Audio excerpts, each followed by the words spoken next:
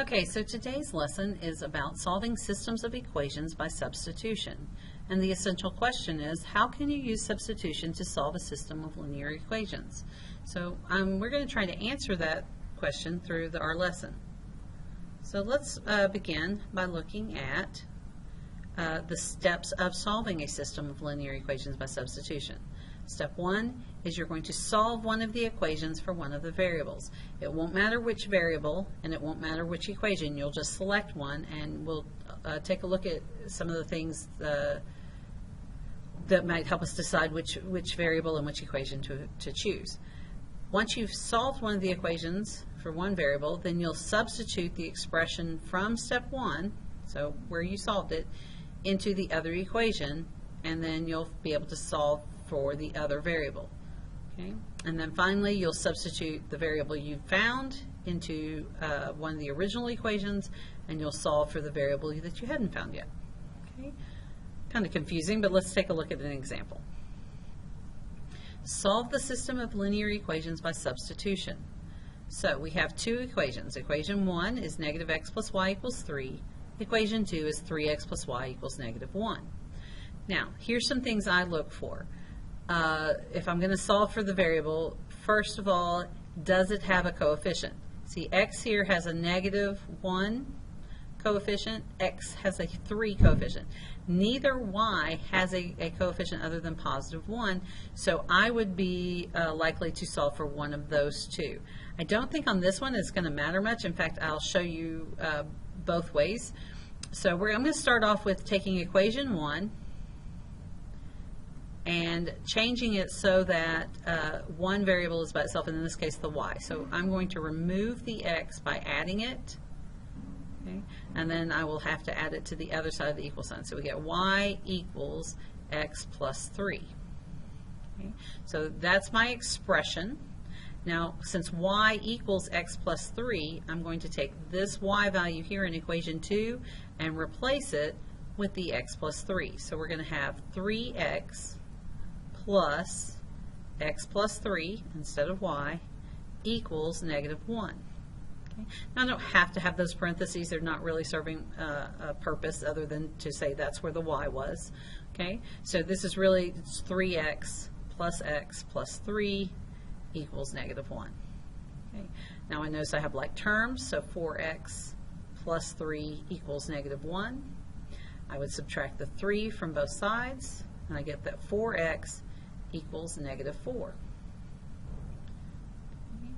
So I'm almost there. Divide by 4, and x equals negative 1. So I'm halfway there. I know what x is. Okay, so now I can go back to either of the two originals, equation 1 or equation 2, and substitute my negative 1 for x. So I'm going to take equation 1, so negative x, which is negative 1, plus y equals 3. So a negative 1 is positive 1, and then I will subtract the 1, and y equals 2. So my solution for the system is negative 1, 2. Okay, so now just to show you that we could have solved for the other equation 2, we could have solved for that y value. I'm going to do the same problem again, okay, but this time I'm going to solve equation 2 for y. So we would subtract the 3x because we want to remove the x from that side. So we subtract 3x. And we have y equals negative 3x minus 1. So there's my expression. Now I'm going to substitute it into equation 1 since I used equation 2. So it'll be negative x plus negative 3x minus 1, because that's where y was, equals 3. Okay. Again, these parentheses are just there to show you that that's where the y value was. We're replacing the whole y with that item. Okay, so then I have like terms. Negative x plus negative 3x is negative 4x minus 1 equals 3. We'd add the 1 to both sides. We get negative 4x equals 4. Divide by negative 4, and x still equals negative 1. And then so we would substitute back in just like we did to either of our originals, and we would find out that it's 2. So I'm just going to show you, I'll substitute it into the other equation. So 3x plus y equals -1. So 3 times -1 plus y equals -1. So -3 plus y equals -1. We'd add the 3 to both sides, and y equals 2.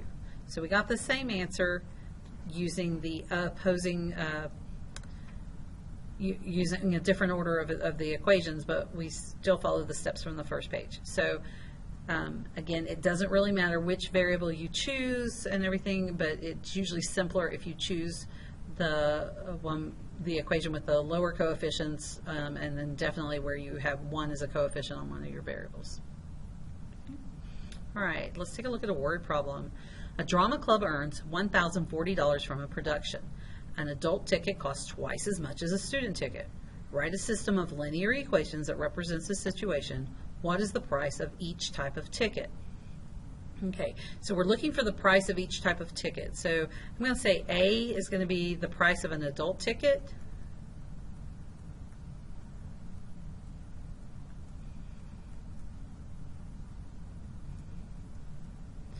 And I'll let, can't spell today, let S stand for the price of a student ticket.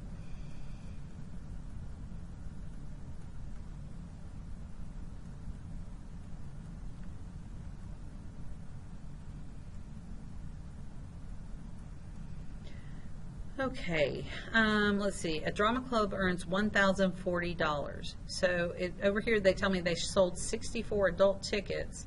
So 64 times the A, which is the price, would be how much they made on the adult tickets. And then 132 student tickets, so plus 132 student tickets would equal that 1,040. Okay. An adult ticket costs twice as much as a student ticket. So if an adult ticket is twice as much as a student ticket, we could say A is equal to 2 times the students. Okay. So there's my system of equations, because I've got 2 equations and 2 variables, so that works. What is the price of each type of ticket? Okay, well, since we are using substitution in this lesson, and we have one of our equations already solved for a variable, it seems to make the most sense to me to replace A here with 2S. So I'm going to say 64 times 2S plus 132S equals 1,040.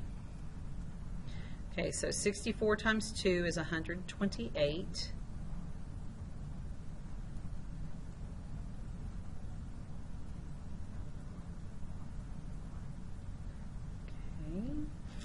Let's see, those are like terms, they're both S terms, so we can add those together, and we get 260.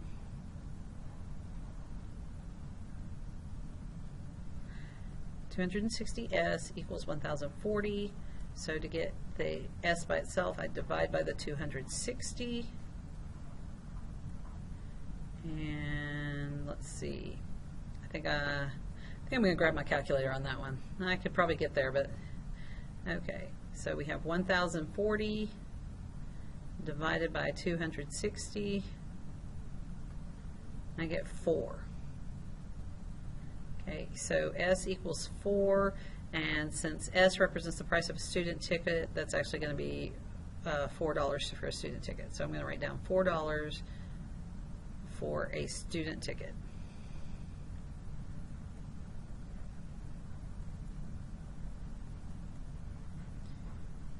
Okay, so now I've got to figure out, well, what's the adult ticket?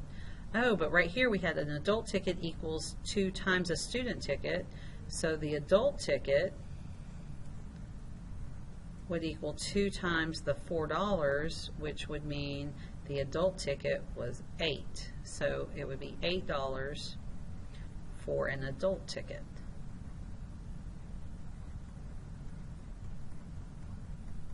Okay, so just double checking, did I answer the question? What is the price of each type of ticket? There are 2 types of tickets, student and adult. Student $4, adult $8. I answered the question, so I'm ready to move on.